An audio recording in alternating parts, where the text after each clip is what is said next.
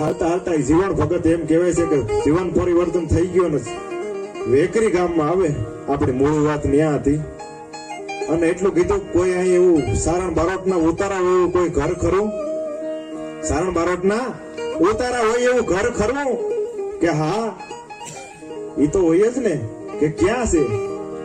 કે આ મારા મેરામણ ભાઈ ખોડભાઈ, ત્યાં એમ કહેવાય છે કે ભજનિયા થાય, અલગ ધણીના નામની કાયમી એમ કે સત્સંગ થાય, અને ત્યાં ઉતારા કરો. અને ત્યાં ઉતારા કર્યા, અને હોનબાઈ નામની દીકરી એમ કહે છે કે આખી રાત સત્સંગ સાંભળો, અને સવારે એટલું કહી દીધું કે આ ભગત હારે મારે જવું છે. હવે આજ પણ આપણી દીકરી એમ કે કોઈ પણ અજાણ્યો પુરુષ આવે, એક રાત ભજન કરે ને આજ આપણી દીકરી એમ કે મારે જવું છે, તો કોઈ માને ભાઈ? માણા એમ કેવા માંડ્યા કરે કઈક કામણ કર્યું હે, અને કઈક એમ કહે છે દોરા ધાગા કર્યા હે, નકર આમાં 18 વર્ષની દીકરી આવું થોડું બોલે. અને ભલા માણા એ હોનબાઈ નામની દીકરી પાણી ભરવા ગઈ, અને ફાંસી આવીને તા વેત એક બેડું ઊંચું હતું માથા ઉપરથી,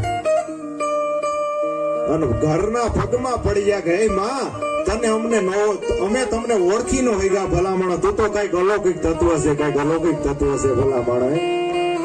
અને ત્યાંથી હોનબાઈ એમ કહેવાય છે કે જીવન ભગત હારે જાય, અને મોઢવાડા ગામમાં જે બાવાવાય કહેવાય આથમણી દિશાએ ત્યાં ધૂણી થખાવી, અને રક્ત પીત્યાની છે રક્ત જે રગતિયા હોય એની સેવા કરી, અને વિક્રમ સંવંત 1845 જીવતા સમાધિ લીધી.